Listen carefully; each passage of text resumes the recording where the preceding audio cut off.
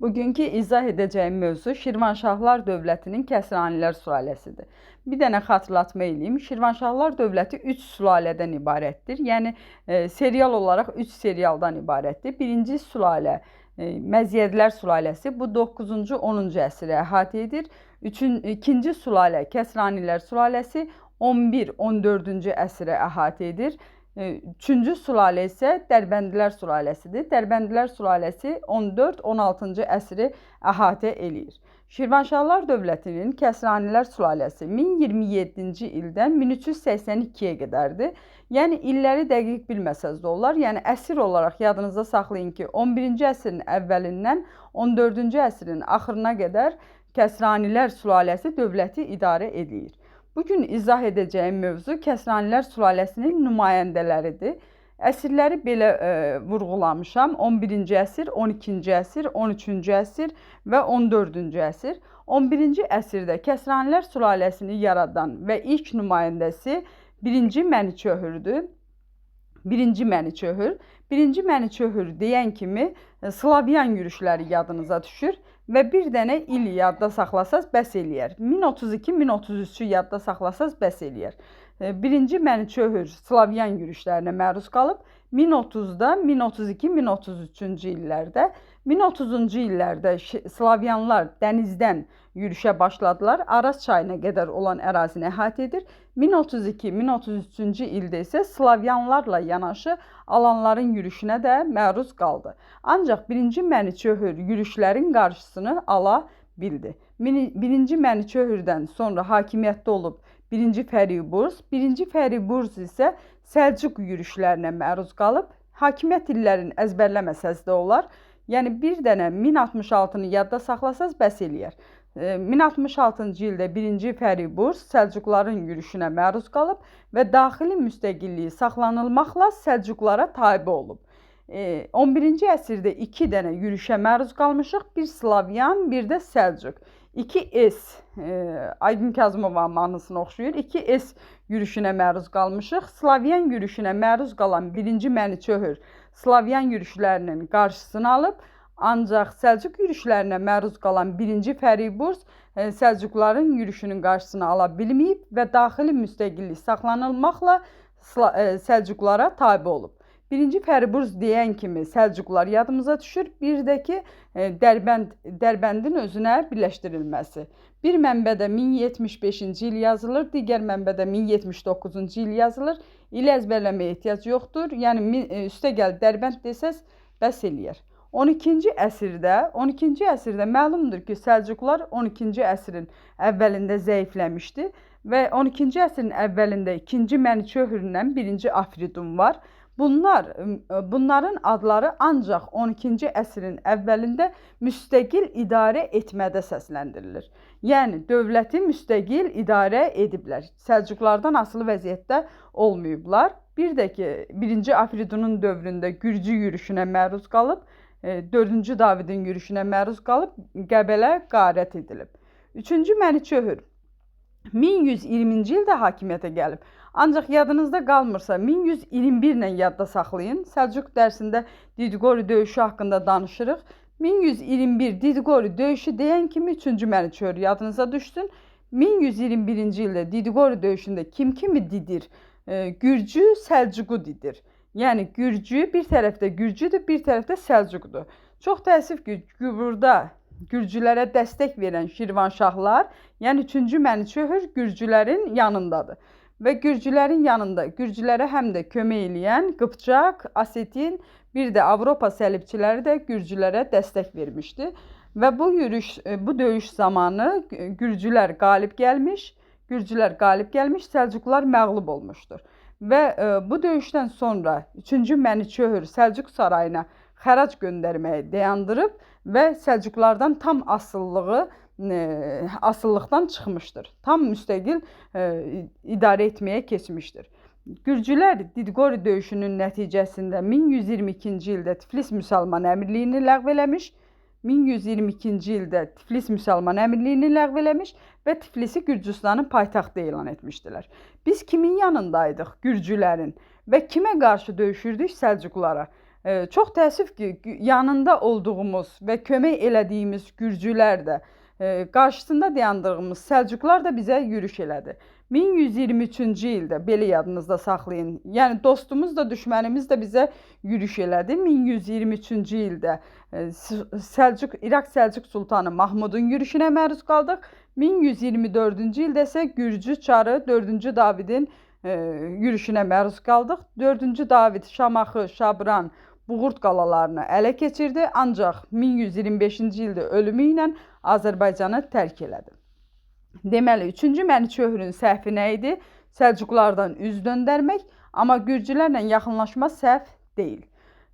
Sonra əsrin birinci yarısında 3-cü Məniçöhrdür, 12-ci əsrin ikinci yarısında 1-ci Aksitandır. 1-ci Aksitan Məniçöhr öləndən sonra 1160-cı ildə hakimiyyəti Gürcülər ələ keçirmək istədi və ancaq Eldənizlərin köməyi ilə, Eldənizlərin yardımı ilə 1-ci Aksitan hakimiyyətə gətirildi.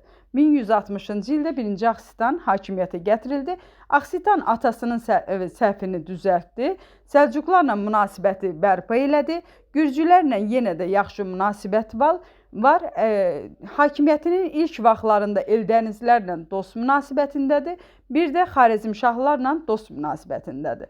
Dərbəndi də tutub təmir elətdirib. 1173-cü ildə Gürcüstanda qiyam qalxıb və Gürcüstandakı qiyamı yatızdırmaqda 3-cü Georgiyə Aksitiyan yardım göstərmişdi. Bunu deməkdə məqsədimiz odur ki, 1-ci Aksitiyan Gürcülərlə münasibəti pozmayıb. Gürcülərlə münasibət yaxşıdır. 1175-ci ildə isə Slavyanların bizə yürüşü olur və Slavyanların yürüşü ilə də 1175-ci ildə Slavyan yürüşlərinin qarşısı alınır. 1175-ci ildə bizə kömək eləyir 3-cü Georgi. 1191-ci ildə Eldəniz hökmdarı Qızıl Arslan təzədən Şirvanşahlara yürüş eləyir və Şirvanı özündən asılı vəziyyətə salır. 1192-ci ildə isə Şamaxıda zəlzələ nəticəsində paytaxt Şamaxıdan Bakıya köçürülür. 1194-cü ildə isə Şəmkir Beyləqan döyüşü olur, Eldənizlərlə döyüşür. Mən dedim, hakimiyyətin əvvəlində Eldənizlərlə münasibət dostdur, amma hakimiyyətinin sonlarında isə Eldənizlərlə mübarizə var. Şəmkir Beyləqan döyüşü, Gürcü Şirvan birləşməsi Eldəniz hökmdarı Əbubəkirlə döyüşür. Ancaq Şirvan Gürcü birləşməsi qalib gəlir.